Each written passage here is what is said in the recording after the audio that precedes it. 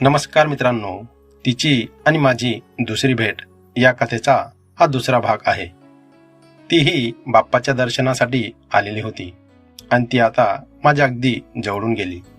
मी तिच्या सौंदर्याच्या सुगंधाने मोहूनच गेलो. ती देवळात गेली आणि मी देवळाच्या पायऱ्या जवळूनच तिला जाताना पाहत होतो. तिने छान निळ्या रंगाचा टॉप घातलेला होता. तिचे लांब सडक मोकळे केस आणि त्यावर लाल गुलाबाचे फूल मला वेळच लावत होतं. मी तिला पाहून बेधुंदच झालो होतो. ती जवळपास 10 मिनिटांनी बाहेर आली तर मी तिथेच तिची वाट पाहत उभा होतो.